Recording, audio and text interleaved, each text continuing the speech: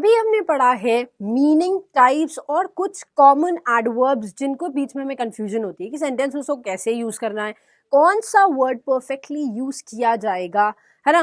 तो अब हम देखेंगे रूल्स ऑफ एडवर्ब। देखो, रूल्स ऑफ एडवर्ब की अगर हम बात करें तो ये जनरली बेस्ड होंगे प्लेसमेंट पे, कौन सा एडवर्ब कहाँ लगाना चाहिए, या स्टेटमेंट में अगर एक से ज्यादा एडवर्ब हो गया तो क्या यूज करोगे, या फिर अगर हम बात करें किसी एक वर्ड की, वो एडजेक्टिव के जैसे भी यूज हो सकता है, एडवर्ब के जैसे भी यूज हो सकता है। तो कहाँ पर किस तरह से एडवर्ब्स को यूज करना है, इससे रिलेटेड होगा हमारा ये वाला topic, that is rules of adverbs. तो चलिए पहले रूल की तरफ पढ़ते हैं। जैसे कि हमने आपको बताया, यहाँ पर हम क्या प्लेस करेंगे, जब भी हमारे पास सेंटेंस में एक से ज्यादा एडवर्ब दिया हुआ है तो उस कंडीशन में आप क्या कर सकते हो। क्या लिखा है, when more than one adverb is given in a sentence. जब एक सेंटेंस में एक से ज्यादा एडवर्ब दिए हुए हैं तो देखो, एक जनरल कॉन्सेप्ट कौन सा फॉलो होता है कि आप क्या लिखेंगे, subject plus verb plus object. ये एक जनरल सेंटेंस है कि नहीं है ना। अब इसके बाद आपको लगाना है एडवर्ब कि कोई काम हुआ तो उसके बाद ये भी दे दिया कैसे हुआ, कहाँ हुआ, कब हुआ, तो उसको किस तरह से प्लेस करोगे। देखो, एक बहुत पॉपुलर रूल है, दैट इज MPT रूल। अगर आप में से कुछ लोगों को पता भी होगा, कुछ लोगों को नहीं पता होगा, तो जिनको नहीं पता है वो आइए देखते हैं क्या होता है MPT रूल। जब हम लिखते हैं मैनर, प्लेस और टाइम, समझ में आया। MPT क्या कहता है, जब भी सेंटेंस में एक से ज्यादा एडवर्ब दिए हुए हैं उस कंडीशन में आप सबसे पहले तो एक सेंटेंस स्ट्रक्चर जो नॉर्मली फॉलो होता है, सब्जेक्ट वर्ब ऑब्जेक्ट, उसके बाद आप लगाओगे कि वो काम हुआ तो कैसे हुआ, मैनर, कहाँ हुआ, प्लेस, कब हुआ, टाइम। तो ये कंडीशन आ जाती है जब एक से ज्यादा एडवर्ब आपको एक सेंटेंस में यूज करना हो। तो चलिए देखते हैं अब हमें एक सेंटेंस जिसके थ्रू आपको ये रूल ज्यादा क्लियर हो जाएगा। तो लिखा है, Raman at home read yesterday a book carefully। यहां पर आप देख सकते हो, क्या आपको ये स्टेटमेंट सही लग रहा है। इस वीडियो को यहीं पे पॉज करके देखिए, ये सेंटेंस क्या आपको सही लग रहा है जल्दी से।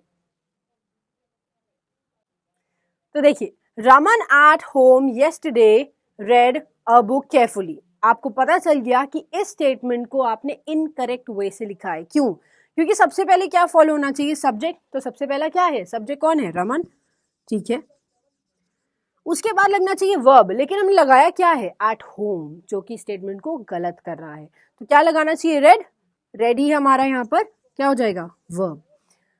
क्या पढ़ा उसने, यहाँ पर वर्ब हो गया, वर्ब पढ़ा, तो क्या पढ़ाई करी है उसने, क्या लिखा है, अ बुक। तो क्या हो जाएगा, रमन रेड अ बुक। फिर आया कि किस तरह से पढ़ी, तो बताइए क्या बचा है, एट होम, ये मैनर को बता रहा है, येस्टरडे मैनर को बता रहा है कि केयरफुली, केयरफुली मैनर को बता रहा है। तो क्या करेंगे, Raman red a book carefully, place कहां पर, एट होम, और लास्ट में क्या है, टाइम।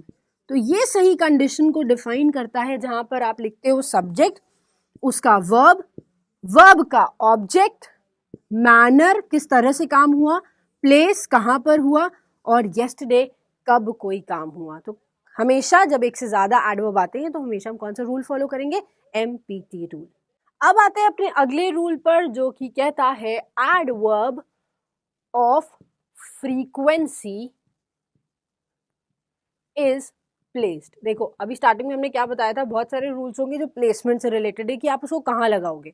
तो ये कंडीशन वो आ जाती है जहां पर आपको एडवर्ब ऑफ फ्रीक्वेंसी को प्लेस करना है। तो एडवर्ब ऑफ फ्रीक्वेंसी सेंटेंस में कहाँ पे लगेगा, क्या आपको कोई आइडिया है इसके बारे में। देखिए, जब भी हम इसकी बात करते हैं तो हमारे पास दो कंडीशंस आती है। कौन सी दो कंडीशंस, सबसे पहला, when verb is of single word. जब वर्ब कैसा होगा, सिंगल वर्ड का होगा, मतलब हो सकता है सिर्फ मेन वर्ब अगर सेंटेंस में दिया हो तो। और जो दूसरी कंडीशन है वो ये कहती है, when verb is of more than one word. जब वर्ब एक से ज्यादा शब्द का है तब कैसे यूज करोगे। देखिए, अगर ऐसी बात आए कि सिंगल वर्ड है तो चलिए हम एग्जाम्पल लेते हैं जिससे हमें ज्यादा क्लियर हो जाए। लिखा है माई ब्रदर कुक्स फूड फॉर मी। जल्दी से बताइए यहाँ पर वर्ब क्या है। माई ब्रदर कुक्स फूड फॉर मी, मेरा भाई क्या करता है, कुक्स। तो कुक्स क्या हो गया, वर्ब हो गया। और वर्ब कितने वर्ड्स का है, सिर्फ सिंगल वर्ड का है ना।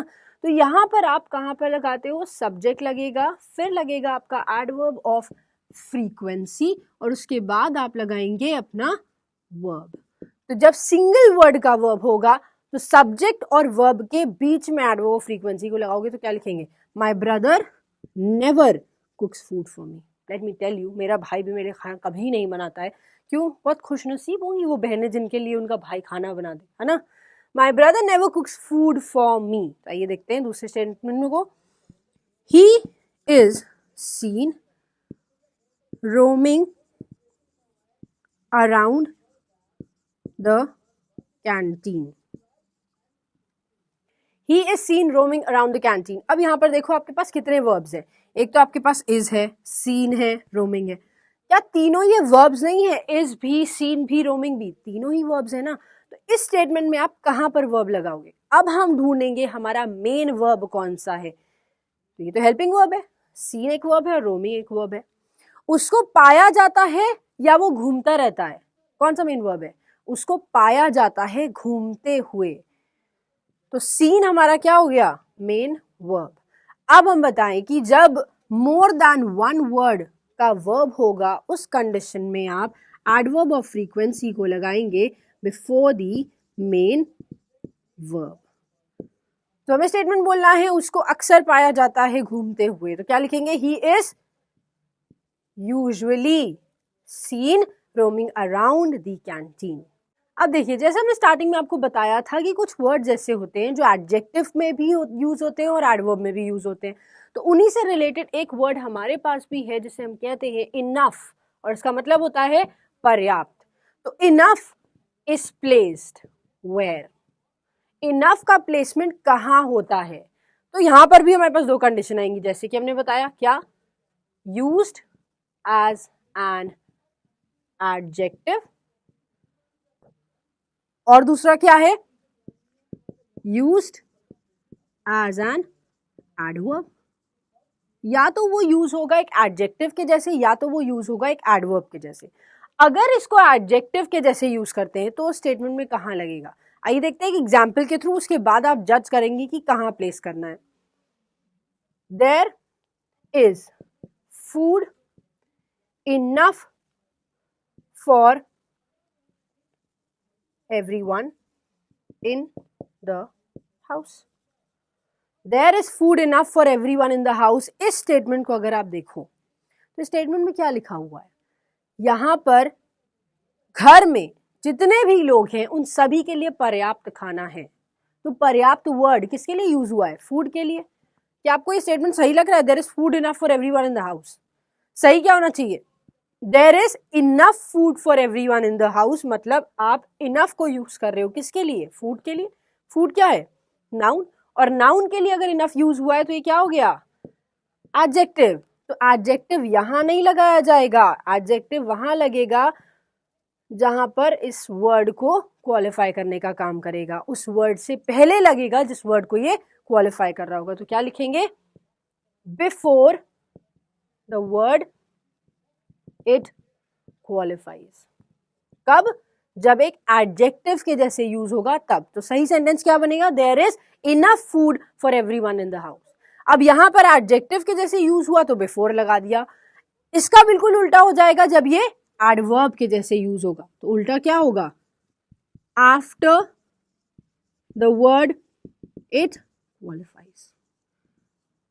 उस वर्ड के बाद लगाएंगे जिसे ये क्वालिफाई करेगा। चलिए आइए देखते हैं क्या स्टेटमेंट बनेगा अगर हम बोलते हैं कि इसको हम क्वालिफाई करने के लिए यूज कर रहे हैं एक एडवर्ब के जैसे। तो लिखा है, he has worked enough hard for the examination. He has worked enough hard for the examination. अब इस स्टेटमेंट को देखो, यहां पर आप वर्ब ढूंढिए सबसे पहली तो बात, वर्कड है। उसके बाद बताइए कि वर्क उसने कैसा काम किया, कितनी मेहनत करी है, हार्ड, मेहनत करी है, वर्क हार्ड। तो ये क्या हो गया, एडवर्ब। इसका मतलब ये हुआ कि वर्कड को क्वालिफाई करने वाला जो वर्ड है वो हार्ड है, और कितनी कड़ी मेहनत करी है, पर्याप्त। तो ये इनफ वर्ड जो यूज हुआ है ये भी एडवर्ब है, लेकिन ये एक एडवर्ब को क्वालिफाई कर रहा है, और अगर एडवर्ब के जैसे यूज होता है तो इस कंडीशन में हम इसको बाद में लगाएंगे। तो सही सेंटेंस क्या बनेगा, हम इसे गलत मानेंगे। सही सेंटेंस क्या बनेगा, he has worked hard enough for the examination. सही सेंटेंस इस तरह से फॉर्म होगा, इनफ जब एडजेक्टिव के जैसे यूज होगा तो उस वर्ड से पहले लगाएंगे जिसको ये क्वालिफाई करेगा, एडवर्ब के जैसे यूज होगा तो उस वर्ड के बाद लगाएंगे जिसको ये क्वालिफाई करेगा।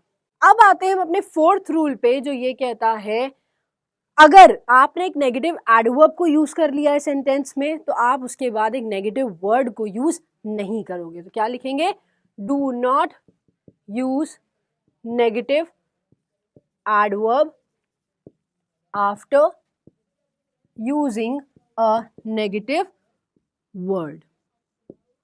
और इसी के साथ हम एक वर्ड लिखते हैं वाइस वर्सा, जिसका मतलब है कि अगर आप नेगेटिव एडवर्ब की जगह नेगेटिव वर्ड यूज नहीं करोगे तो उसी कंडीशन में ही कहते हैं अगर नेगेटिव वर्ड यूज कर चुके हो तो नेगेटिव एडवर्ब यूज नहीं होगा। तो ये आइए देखते स्टेटमेंट कैसे बनेगा, hardly did she know no one here, या फिर एक और स्टेटमेंट लिख दे, no one comes to meet him nowhere। अब ये स्टेटमेंट आपको सही लग रहे हैं, hardly did she know no one here, no one comes to meet him nowhere. तो दो बार आपको नेगेटिव वर्ड्स का यूज नहीं लग रहा है, मतलब आपने नेगेटिव एडवर्ब भी लगा दिया, नेगेटिव वर्ड भी लगा दिया, तो ये स्टेटमेंट गलत कर देगा। क्यों, देखिए हार्डली, बेयरली, स्कैर्सली ये जो वर्ड्स हैं ये ऑलरेडी नेगेटिव एडवर्ब्स हैं, तो इसके बाद आपको कोई नेगेटिव वर्ड यूज करने की जरूरत नहीं है। Hardly did she know no one here, इसलिए ये स्टेटमेंट गलत हो जाएगा। हम क्या लगाते हैं, एनी वन हियर। आपको अगर एडजेक्टिव का पार्ट याद हो तो हमने बताया था कि एनी के साथ हार्डली, बेयरली, स्कैर्सली इन तीनों का यूज किया जाता है, तो इसलिए स्टेटमेंट क्या बनेगा, hardly did she no any one here. उसी तरह से अगर हमने एक नेगेटिव वर्ड यूज कर लिया है, no one comes to meet him nowhere, तो आप नेगेटिव एडवर्ब यूज नहीं कर सकते, तो यहाँ पर नोवेयर की जगह हम क्या लगा देंगे, एनीवेयर का यूज करेंगे। तो क्या होगा, no one comes to meet him anywhere.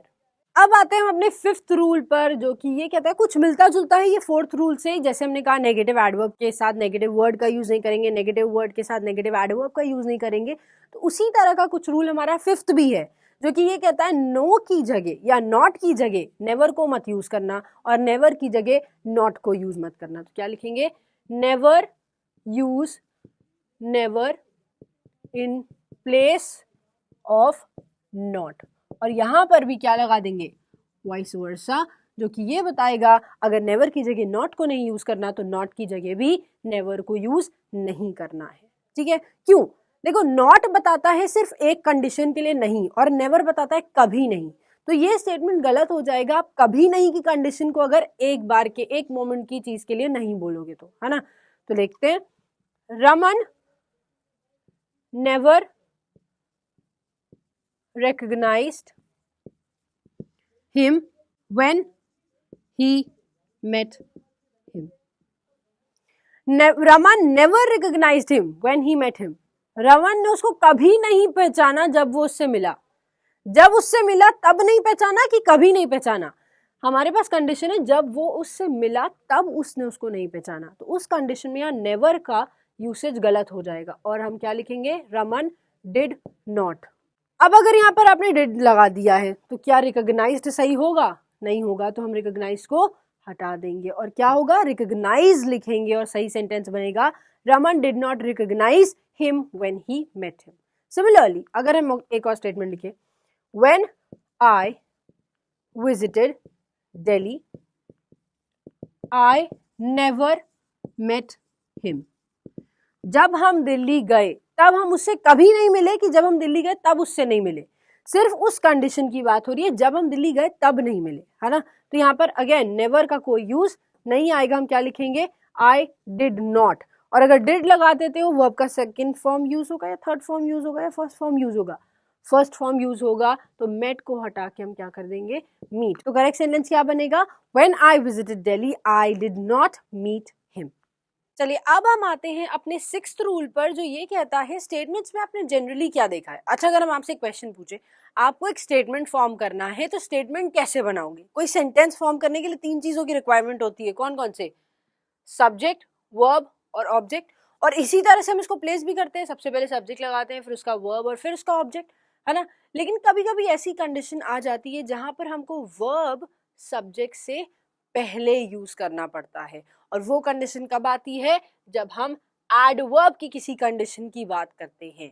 अगर एडवर्ब की कंडीशन की बात करें तो वो क्या है, कहता है when a sentence starts with an adverb, follow law of inversion। I suppose law of inversion के बारे में आपको थोड़ी सी नॉलेज तो होगी। क्या कहते हैं कि कभी भी अगर सेंटेंस की स्टार्टिंग किससे हो रही है, एक एडवर्ब से हो रही है, तो वहां पर एक कंडीशन लगती है जिसको हम कहते हैं law of inversion. Generally statement कैसा बनता है, सब्जेक्ट उसके बाद वर्ब उसके बाद ऑब्जेक्ट, लेकिन जब लॉ ऑफ इन्वर्जन फॉलो होता है तब हम इसको ना फॉलो कर पहले वर्ब लगाते हैं, उसके बाद सब्जेक्ट और उसके बाद ऑब्जेक्ट। देखो कभी कभी हो सकता है कि जो ये वर्ब आपने पहले यूज किया है वो कौन सा वर्ब हो, हेल्पिंग वर्ब हो, और मेन वर्ब अभी भी आप कहाँ लगा रहे हैं, सब्जेक्ट के बाद ही यूज कर रहे हैं। तो जनरली एक कॉन्सेप्ट अगर बताएं तो लॉ ऑफ इन्वर्जन ज्यादातर हेल्प करता है किसको, एक ऐसे सेंटेंस को जो स्टार्ट होता है एक एडवर्ब से। दूसरी चीज, अगर लॉ ऑफ इन्वर्जन फॉलो कर रहे हो तो हेल्पिंग वर्ब्स बहुत ज्यादा हेल्प करते हैं किसकी, लॉ ऑफ इन्वर्जन को किसी सेंटेंस में फॉलो करने की। फॉर एग्जाम्पल आइए देखते हैं क्या लिखना होगा हमें एग्जाम्पल में। हमने लिखा never in the history of India there has been a lady like Rani Lakshmi Bai। Statement क्या लिखा है, never in the history of India, India की हिस्ट्री में कभी भी नहीं एक ऐसी ब्रेव लेडी रही है जैसे कि रानी लक्ष्मीबाई थी। तो आप बता सकते हो कि स्टेटमेंट में अगर हम ये रूल अप्लाई करें तो क्या गलती निकलेगी। स्टेटमेंट की स्टार्ट किससे हुआ है, एडवर्ब से, जो कि हमने कहा था कि स्टेटमेंट अगर एडवर्ब से स्टार्ट होता है तो उस कंडीशन में आप वर्ब पहले लगाओगे, सब्जेक्ट उसके बाद और ऑब्जेक्ट उसके बाद। तो स्टेटमेंट लिखा है never in the history of India there has been, यही आपकी गलती आ गई। क्या आपने लिखा देयर हैज, जो कि स्टेटमेंट को गलत कर देगा। जनरली हम करते क्या है, जब हमारे पास कभी भी ऐसी कंडीशन आती है तो हमने अभी क्या बताया था, हेल्पिंग वर्ब सबसे ज्यादा हेल्प करते हैं लॉ ऑफ इन्वर्जन को फॉलो करने में। हम क्या करेंगे, never in the history of India has there been a lady like Rani Lakshmibai. Similarly एक और एग्जाम्पल लेते हैं। हमने लिखा I never I will see her again, हम उसे दोबारा कभी नहीं देखेंगे। तो यहाँ स्टेटमेंट स्टार्ट हुआ नेवर से, अगेन ये एक क्या है, एडवर्ब है। और जब स्टेटमेंट की स्टार्टिंग एडवर्ब से होगी तो हम क्या फॉलो करेंगे, लॉ ऑफ इन्वर्जन फॉलो करेंगे। और लॉ ऑफ इन्वर्जन कहता है क्या, कि आप विल को आई से पहले प्लेस करोगे। तो स्टेटमेंट सही क्या बनेगा, never will I see her ever again. तो कभी भी स्टेटमेंट अगर एडवर्ब से स्टार्ट होता है तो हमेशा याद रखिएगा लॉ ऑफ इन्वर्जन जरूर वहां पर फॉलो होगा। और लॉ ऑफ इन्वर्जन सबसे ज्यादा जो आपकी कंडीशन को फुलफिल करता है वो क्या है, हेल्पिंग वर्ब्स के थ्रू करता है। तो has, will, is, am, are, does, do, ये सब क्या है, लॉ ऑफ इन्वर्जन के हेल्पर्स हैं जिनको हम हेल्पिंग वर्ब ही कहते हैं। अब आते हैं अपने 7th रूल पर, जिसका ये कहना है कि कभी कभी आप एज एडवर्ब के बारे में जानते हो, एज का यूज होता है। एज का मतलब क्या होता है, उसके जैसा, लाइक वाइज। तो एज का ये मतलब होता है, ठीक है। अगर हम एज का यूज कुछ वर्ड्स के साथ कर देते हैं तो वो वर्ड्स गलत हो जाते हैं, या फिर एज का यूसेज उस सेंटेंस को इनकरेक्ट कर देता है। कैसे, देखो, as is not used with words like, कौन से वर्ड्स के साथ as का यूज आप नहीं करेंगे? देखिए जनरली क्या होते हैं, name, elect, appoint, think, call, make और चूज, और you can also write consider. अगर इनमें से कोई भी वर्ड दिया हुआ है और इसके बाद आपको क्या लगाना है, इन सारे वर्ड्स के बाद आपको नाउन का प्लेसमेंट करना है, तो ये वर्ड्स के साथ as का यूज नहीं होगा। फॉर एग्जाम्पल अगर हम बोले Shri Narendra Modi was appointed as the PM of India, prime minister of India. तो अगर इस स्टेटमेंट को देखो, लिखा है Shri Narendra Modi was appointed as the prime minister of India. Shri Narendra Modi को प्राइम मिनिस्टर ऑफ इंडिया के जैसे अपॉइंट किया गया था, उनको वो उपाधि दी गई थी कि उनके जैसे अपॉइंट किया गया था। गलत हो जाएगा ना स्टेटमेंट, मतलब आप अपॉइंटेड के साथ as का यूज नहीं कर सकते हो, ये स्टेटमेंट इनकरेक्ट माना जाएगा। सिमिलरली अगर हम एक और स्टेटमेंट ले, she is considered as the best dancer in the college. She is considered as the best dancer in the college. उसको माना जाता है क्या, बेस्ट डांसर कॉलेज में। माना जाता है बेस्ट डांसर या माना जाता है बेस्ट डांसर के जैसे? बेस्ट डांसर माना जाता है। तो मतलब आपने क्या किया, आपने कंसिडर्ड के साथ एक बेस्ट डांसर मतलब एक नाउन को प्लेस किया और उससे पहले अपने आज लगा दिया, जो कि इस सेंटेंस को इनकरेक्ट करेगा। तो कभी भी name, elect, appoint, think, call, make, choose, ये सब वर्ड्स आते हैं तो आप इनके साथ आज का यूज नहीं करेंगे, स्ट्रेट अवे आप इसके बाद नाउन का यूज करोगे।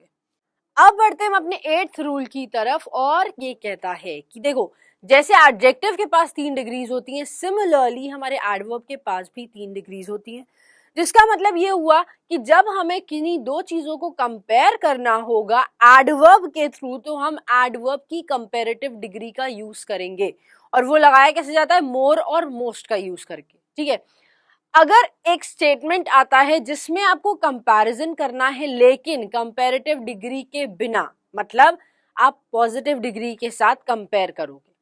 अगर कोई ऐसा स्टेटमेंट आता है जिसमें आपको दो चीजों को कंपेयर करना है पॉजिटिव डिग्री को लेके, तो उस कंडीशन में आप किस तरह का स्टेटमेंट फॉलो करेंगे? ठीक है, comparison between two things using positive degree. Positive degree का यूज करके आपको दो चीजों के बीच में कंपैरिजन करना है। तो लेट मी टेल यू, यहाँ पर हमारे पास दो कंडीशन आती है। या तो आप ये बताओगे कि कोई चीज पॉजिटिव है, मतलब आपने कंपेयर किया और दोनों पॉजिटिव निकल आई, तो आप क्या फॉलो करेंगे। और दूसरी कंडीशन ये आती है कि अगर आपने कंपेयर किया और दूसरी चीज नेगेटिव आ जाती है, तो उस कंडीशन में क्या फॉलो करेंगे। देखिए, जब आप पॉजिटिव लिखते हो तो आप आज लगाओगे, फिर पॉजिटिव डिग्री का यूज करोगे और फिर आज का यूज करोगे। ठीक है, लेकिन जब नेगेटिव सेंस की बात आती है कि वो वैसा नहीं है, उस कंडीशन में आप पहले नॉट को यूज करेंगे, उसके बाद आज, उसके बाद पॉजिटिव डिग्री और उसके बाद आज। देखिए ये क्यों बताया गया है। आप बोलोगे कि ये स्टेटमेंट तो बहुत जनरल है, इसमें बताने वाला क्या था। कभी कभी एग्जाम में कंफ्यूजन क्रिएट हो जाती है नॉट को लेके कि नॉट एज के बाद लगाएं या पहले लगाएं, इसलिए ये रूल पढ़ना भी हमारे लिए बहुत इंपॉर्टेंट है। चलिए आइए देखते हैं। हमने लिखा she does not sing as melodiously she does। मतलब आपने दो चीजों के बीच में या दो लोगों के कंपेयर किया और दो लोगों में से कंपैरिजन आपने क्या निकाला कि वो उतना मीठा नहीं गाती है जितना वो गाती है। मतलब आपने दो लोगों को कंपेयर किया और किसी में एक को वहां पर क्या किया, पॉजिटिव डिग्री के थ्रू कंपेयर किया। पॉजिटिव डिग्री के थ्रू मतलब मेलोडियसली। अब आपने ये कहा कि वो नहीं गाती है, मतलब आपने किसी चीज के नेगेटिव पॉइंट को देखा, तो उस कंडीशन में क्या फॉलो होना चाहिए? Not, she does not sing as melodiously she does. क्या ये करेक्ट है? नहीं, as melodiously as she does. तो हमेशा जब नेगेटिव बात होगी तो आप नॉट लगाएंगे, उसके बाद ही एज और एज के साथ एक पॉजिटिव डिग्री का यूज किया जाएगा। चलिए आइए देखते हैं एक और example.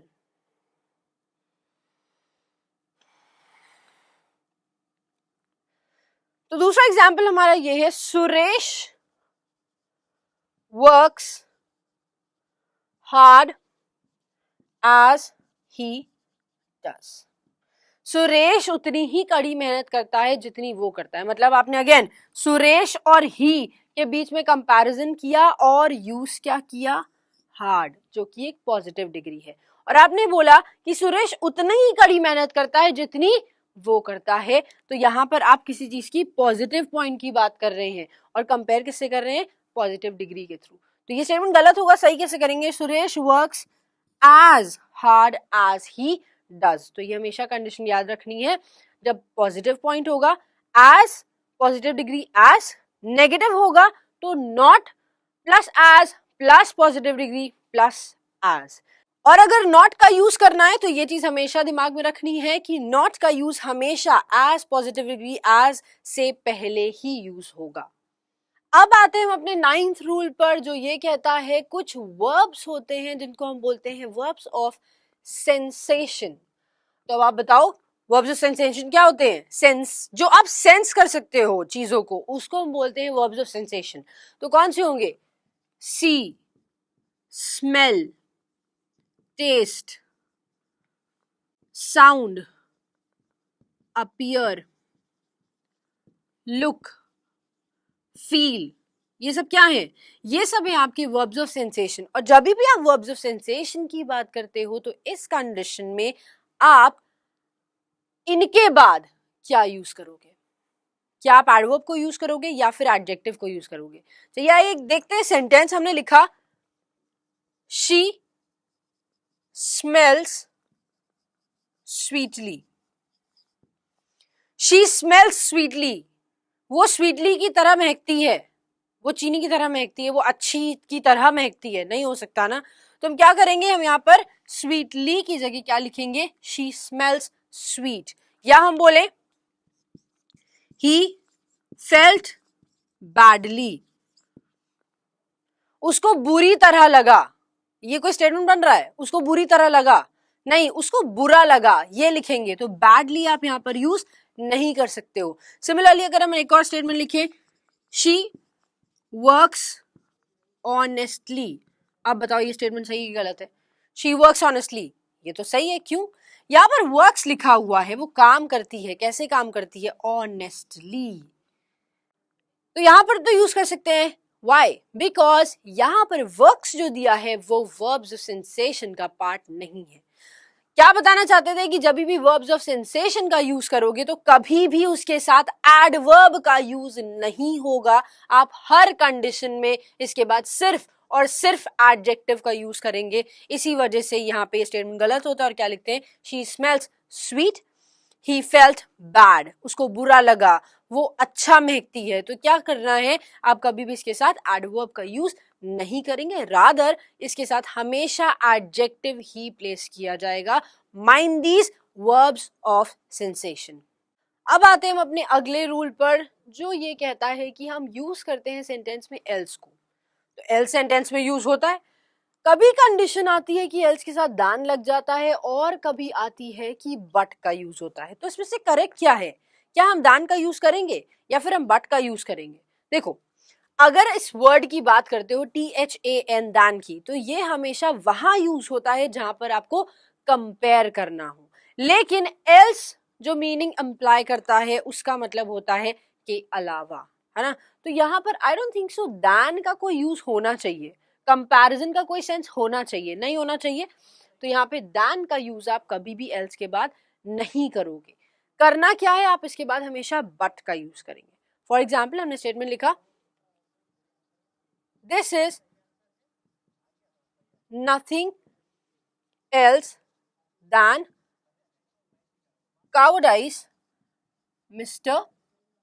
Captain. This is nothing else than cowardice Mr. Captain. ये जो भी आपने किया है ये कायरता के अलावा कुछ नहीं है मिस्टर कैप्टन। क्या आपने यहाँ पे किसी चीज को कंपेयर किया? नहीं, आपने बस इतना बताया कि जिस भी बात को ये दिस डिनोट कर रहा है वो क्या है, वो कावर्डाइज है। तो जब कंपैरिजन ही नहीं हुआ तो यहाँ पर दान का यूज भी किसी तरह से नहीं हो सकता। इंस्टेड हम लगाएंगे क्या, this is nothing else but cowardice mister captain. ये और कुछ नहीं सिर्फ कायरता है mister captain. Let me tell you, यहाँ बट का मतलब लेकिन से नहीं है। अगर बट लेकिन बन जाएगा तो वो कंजंक्शन बन जाएगा, लेकिन अगर बट एडवर्ब की तरह यूज होगा तो ये सिर्फ की मीनिंग इंप्लाई करता है। तो क्या होगा, this is nothing else but cowardice mister captain. अब आते हैं हम अपने 11th रूल पर, जो ये डिफाइन करता है कि एक वर्ड है सेल्डम, जिसको हम एडवर्ब बोलते हैं। अब ये सेल्डम वर्ड का काम क्या होता है, ये डिफाइन करता है मुश्किल से कुछ या फिर बहुत कम की कंडीशन जब आप लाते हो तब आप यूज करते हो सेल्डम का। ठीक है, अब सेल्डम के साथ दो कंडीशंस फॉलो होती है, या तो आप और लगाते हैं या फिर आप इफ लगाते हैं। अगर सेल्डम के साथ और लगा है, सेल्डम और, तो उसके साथ क्या लगाओगे, नेवर। और अगर लिखा है सेल्डम इफ तो इसके बाद क्या लगाएंगे, एवर। मीनिंग मोर और लेस दोनों का सेम ही रहेगा, लेकिन यूसेज डिफरेंट हो जाता है जब आप इफ और का यूज करते हो। जब इफ तो एवर, और तो नेवर। हम एक एग्जांपल देते हैं, आप बताइएगा स्टेटमेंट सही है या गलत है। Seldom he comes to the class. Seldom he comes to the class. अब इस स्टेटमेंट को आपको बताना है कि ये सही है या गलत है। जो लोग कहते हैं कि ये स्टेटमेंट सही है, let me tell you, seldom he comes to the class, क्या ये आपको सही लग रहा है? अभी आपने पढ़ा था कि अगर स्टेटमेंट की स्टार्टिंग एक एडवर्ब से होती है तो उस कंडीशन में सब्जेक्ट उसके बाद नहीं लगता है, और आपने यहाँ पर क्या लगा रखा है, ही, जो कि एक सब्जेक्ट है। तो क्या करेक्ट स्टेटमेंट लिखोगे इसके लिए, सेल्डम ही कम्स, और फिर ऐसे कर देंगे सेल्डम कम्स ही? नहीं, हमने क्या कहा था, मेन वर्ब सब्जेक्ट के बाद ही रहेगा, लेकिन हेल्पिंग वर्ब इसमें हेल्प करेगा। अब बताओ, ये कम्स लिखा है मतलब ये प्रेजेंट इंडेफिनिट टेंस में है, और प्रेजेंट इंडेफिनिट टेंस में से अगर आपको वर्ब में से एस निकालना है और हेल्पिंग वर्ब लगाना है तो क्या लगाते हैं, जल्दी से बताइए, क्या लगाते हैं? Seldom does he come to the class. वो शायद ही कभी क्लास में आता है। तो शायद ही कभी की जो कंडीशन डिफाइन करता है उसको हम बोलते हैं सेल्डम। अब आइए हम कंडीशंस देखते हैं और इफ की कि वो कहाँ यूज होंगे। अब आइए देते हैं स्टेटमेंट, लिखा है he seldom if never visits his family. अब लॉ ऑफ इन्वर्जन यहां फॉलो नहीं होगा, क्यों? क्योंकि यहाँ पे स्टेटमेंट की स्टार्टिंग ही से हुई है, सेल्डम से नहीं हुई है। तो क्या करेक्ट स्टेटमेंट होगा, he seldom if never visits his family. Correct है। अभी हमने आपको बताया सेल्डम के साथ अगर इफ लगा है तो हमें एवर का यूज करना है, नेवर का यूज नहीं करेंगे। ठीक है, और अगर नेवर का यूज करना है तो क्या लगाओगे, और नेवर। तो correct statement either it's he seldom if ever visits his family, और it can be he seldom और नेवर विजिट्स हिज फैमिली। वो शायद ही कभी अपनी फैमिली से मिलने जाता है, या फिर वो ना के बराबर अपनी फैमिली से मिलने जाता है।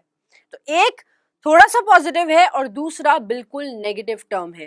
पहला इफ एवर, शायद ही कभी, और नेवर मतलब बिल्कुल ना के बराबर, नहीं ही जाता है, इस कंडीशन को हम रखते हैं तब हम और नेवर का यूज करते हैं। तो एक पॉजिटिव के सेंस में जाएगा, है पॉजिटिव नहीं, पॉजिटिव के सेंस में जाएगा, जो कभी कभार की बात करेगा, और नेवर बिल्कुल नहीं की बात करता है, इसलिए एक पॉजिटिव माना जाएगा और दूसरा नेगेटिव। तो अब आते हैं हम एडवर्ब के लास्ट रूल पर, जो ये कहता है कि कभी अगर आपको सेंटेंस ऐसा मिल जाए जहां पर आप प्रेपोजिशन के साथ एडवर्ब का यूज करो तो वो स्टेटमेंट बिल्कुल गलत माना जाएगा। कैसे? सपोज करिए हमने स्टेटमेंट लिखा, with most humbly I rest my case. With most humbly I rest my case, पूरी विनम्रता पूर्वक के साथ हम अपना केस यहीं बंद करते हैं, आई क्विट। पूरी विनम्रता पूर्वक के साथ, या तो होगा पूरी विनम्रता के साथ या फिर होगा विनम्रता पूर्वक, दोनों में से कोई एक चीज होगी। अब आपने विद भी लगा दिया और मोस्ट हम्बली भी लगा दिया, जो कि स्टेटमेंट को गलत कर देगा। आप विद को यहाँ पर यूज नहीं करोगे। स्टेटमेंट स्टार्ट किससे होगा? Most humbly I rest my case. Similarly एक और एग्जाम्पल लेते हैं। Rahul deals with firmly and boldly. Rahul deals with firmly and boldly. देखो, जब भी डील्स की बात आती है तो ये एक वर्ब है। अगर डील के साथ इन लग जाता है, ये हमने बहुत बार आपको बताया है, डील के साथ इन लग जाता है तो ये गुड्स और सर्विसेज की बात करता है, और अगर डील के साथ विथ लग जाता है तो ये पार्टनर की बात करता है। तो यहाँ पर क्या आपको दिख रहा है फर्मली और बोल्डली पार्टनर है? नहीं, यहाँ पर ये डिफाइन कर रहे हैं कि वो किस तरह से डील करता है, उसका मैनर बताया जा रहा है। तो मैनर कौन बताता है? Adverb of manner. तो यहाँ पर आप विथ का यूज नहीं कर सकते स्ट्रेट अवे। एडवर्ब मैनर का क्या बताया था हमने आपको? पहला रूल था एमपीटी, सब्जेक्ट वर्ब ऑब्जेक्ट। अगर ऑब्जेक्ट नहीं है तो उसको हटा के हम सीधे मैनर पे आ जाते हैं। तो यहाँ पर हमारे पास ऑब्जेक्ट नहीं है, इसलिए हम ऑब्जेक्ट को हटाकर कहाँ जाएंगे? सीधा मैनर पे आ जाएंगे। और करेक्ट सेंटेंस क्या बनेगा? Rahul deals firmly and boldly. तो deal in goods and services, जिस चीज का काम करते हैं। फॉर एग्जाम्पल हम बोले his father deals in electricals, तो मतलब उनका इलेक्ट्रिसिटी का काम है या फिर वो इलेक्ट्रिकल्स बेचते हैं। या हम बोले राहुल डील्स विथ मी, मतलब राहुल मेरे साथ काम करता है। तो डील के साथ अगर प्रपोजिशन का चेंज होगा तो वो स्टेटमेंट को चेंज कर देगा, लेकिन एडवर्ब के साथ कभी भी प्रपोजिशन का यूज नहीं करेंगे। तो रूल क्या बनेगा? Never use a preposition with an adverb. तो ये था लास्ट रूल हमारे एडवर्ब के सेशन का। आई सपोज आपके दिमाग में सारे रूल्स और इनके टाइप्स बैठ गए हैं, जिनसे रिलेटेड अब हम आगे एक्सरसाइज सॉल्व करेंगे। तो एक बार ब्रश अप कर लीजिए, अपनी रिवाइज कर लीजिए अपने सारे रूल्स को, ताकि आप तैयार हो जाओ इनकी एक्सरसाइजेस को सॉल्व करने के लिए।